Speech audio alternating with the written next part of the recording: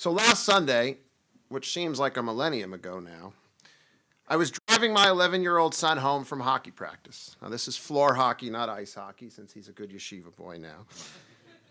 And we were listening to a replay of the Sunday morning talk shows on C-SPAN.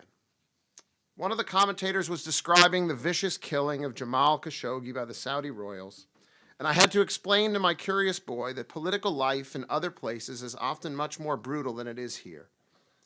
In some parts of the world, people simply murder their political enemies. In America, we argue and disagree, often very vehemently. But we almost always settle our disputes through speech, not swords. And we declare political winners and losers according to constitutional rules. We don't behead our opponents or lock them up in hotel prisons. And we decry in one resolute voice evil men like the Pittsburgh synagogue killer. As we look ahead to the midterm elections, this is obviously a bitterly divided moment in American political life. The party of MSNBC generally dislikes the party of Fox News, and the party of Fox News generally dislikes the party of MSNBC.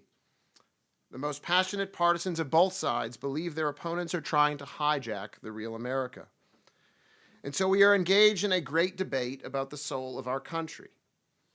As conservatives, I think our challenge is to advance our worldview, the belief in strong families, religious liberty, democratic capitalism, and Hebraic morality, while preserving one united American nation, always and forever.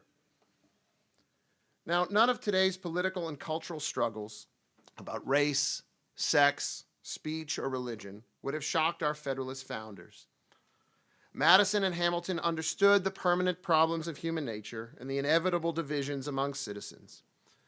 Their genius was to devise a system of government, a constitutional order that curbed the degeneration of American politics into all-out war, and that granted different states sufficient freedom to preserve their own values, so long as they did not undermine the foundational principles of the new American Republic. This was the original meaning of American federalism. And I believe that the renewal of federalism is one of the most important political projects of our generation, especially for Jews, Christians, and conservatives of every stripe. This is the core argument that I want to make here briefly this morning. But before making this case, let me try to describe our present political and cultural struggles. In a collection of his essays in the 1980s, the great conservative thinker Irving Kristol begins with a quote, surprising quote, from the Christian existentialist Kierkegaard. Everything that passes for politics today, Kierkegaard wrote, will be unmasked as religion tomorrow. Now, Kristol wrote regularly in those days about everyday politics in the Wall Street Journal and other places. But he always knew that what really drives the political life of a nation are competing ideas about ultimate things, competing visions of the good life, competing ideas of sin and redemption. Well, I believe the great divides in American politics today are also, at bottom, religious divides about the nature of human beings. These divides are so fundamental that even some fairly comfortable, well-educated Americans now feel the need to march and mob and yell and scream. Theirs is not the cry of a desperate, impoverished underclass yearning for bread.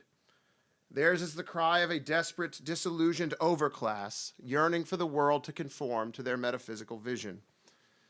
And these Elizabeth Warren revolutionaries get very angry, alas, when sometimes the world has other ideas.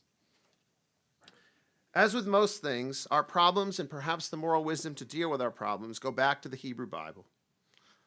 Beginning with Adam and Eve in the garden, the first real human tension centered on, what else but, sex. The cultural struggle over men, women, and the meaning of human sexuality persists in full force today, as we have seen most recently in the Me Too movement and in the Kavanaugh hearings. In the progressive vision, the post-60s vision, human sexuality should be seen as a free banquet of human desires, without shame or restraint. And the only unbreakable rule in this ironic carnival is consent. This is the vision that shapes our mass popular culture, our universities, and our public sexual education. It is the gospel according to Amy Schumer. Yet sadly, this approach to sexual life does not seem to be working very well. Many women are unhappy, feeling used, violated, lonely, and unfulfilled. Many men are behaving boorishly, while others are now the victims of unjust accusations of sexual assault. The same celebrities who aggressively use crude sexual language as a form of comic sport now wish to treat crude sexual comments as a crime. Meanwhile, birth rates in the secular world continue to decline, and divorce rates among America's lower economic classes remain high, with family instability and economic hardship all too often going hand in hand. It is an unpleasant situation, what Charles Murray described as America's coming apart, and yet very few progressives conclude that the sexual revolution may have gotten some things wrong. They are enraged rather than reflective, and they seek to prosecute the regime of freedom and consent with ever greater force.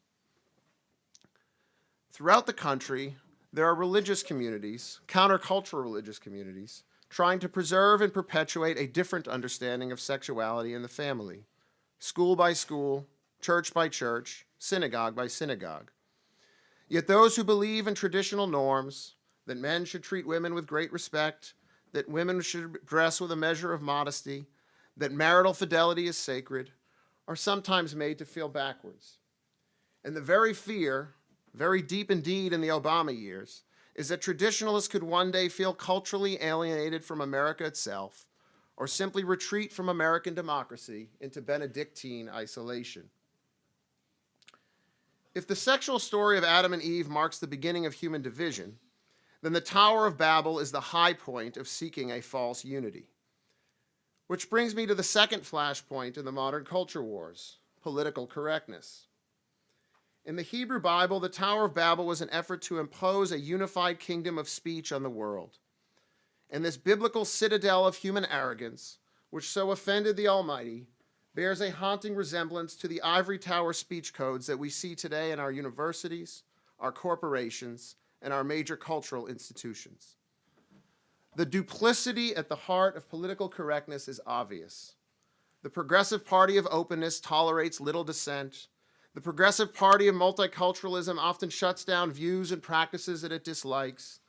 The Party of safe spaces offers little space to those with different ideas about God, politics, and family, like Christian bakers, Orthodox yeshivas, and pro-Israel groups on campus.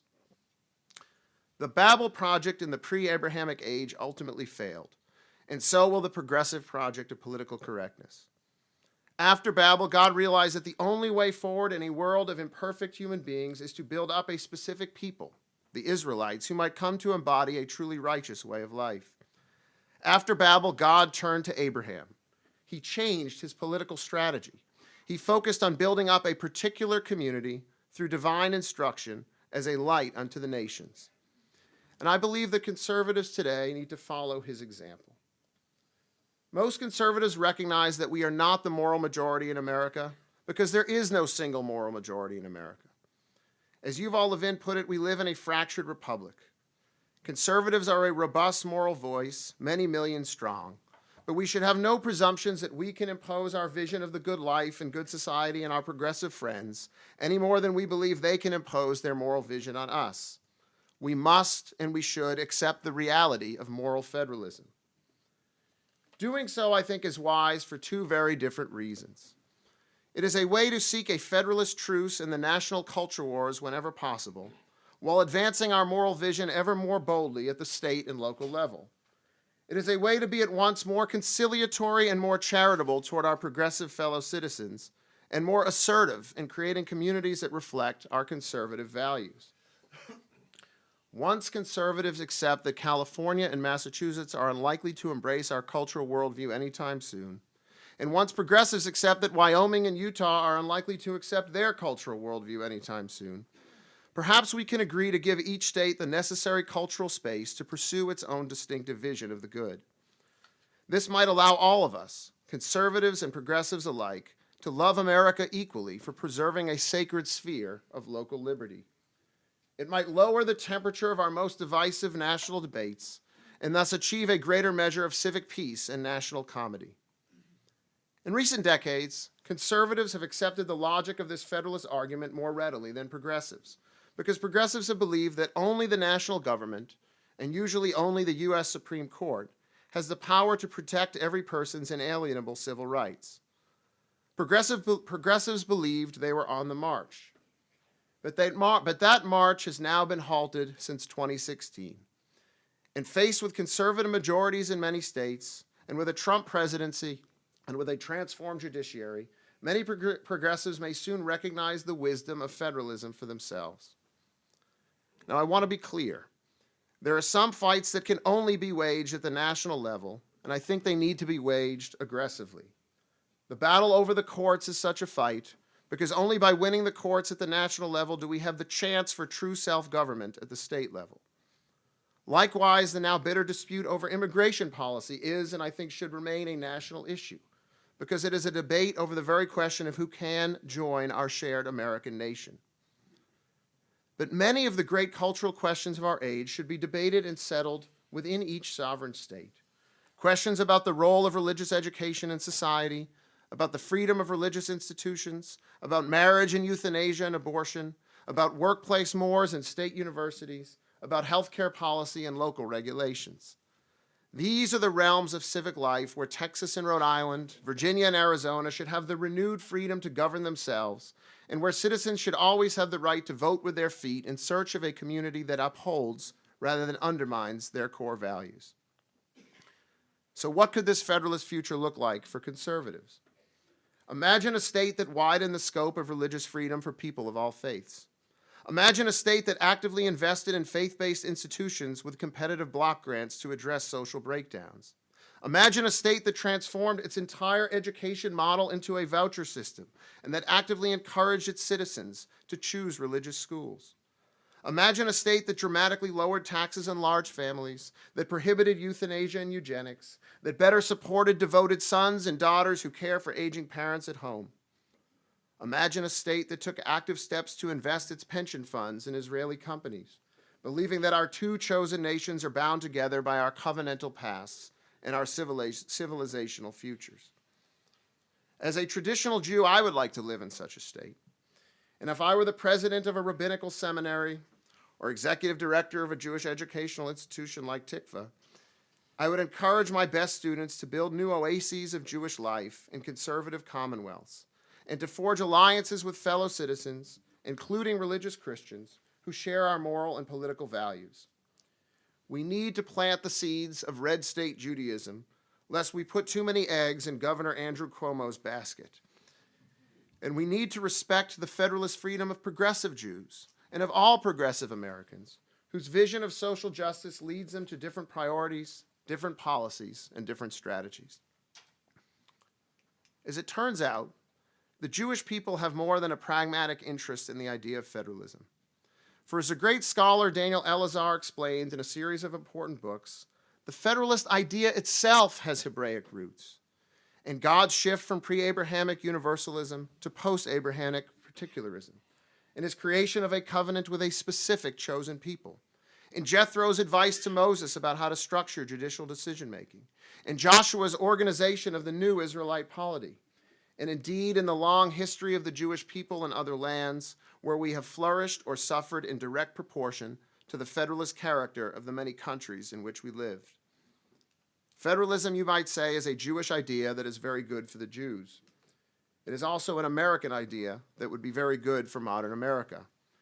It might point us toward greater national unity, and it might create the space for conservative communities to grow and flourish. Through the renewal of federalism, we have the chance to build conservative and Jewish cities on American hills, while always remaining one nation, indivisible. And if we continue to tend our gardens, to welcome the young, to pass down our sacred inheritance as Americans and as Jews, then the future is bright, even if the road there is long. State by state, community by community, school by school, this is the true formula for conservative victory. And it is, I think, the only enduring recipe for Jewish continuity in this almost chosen land. Thank you very much.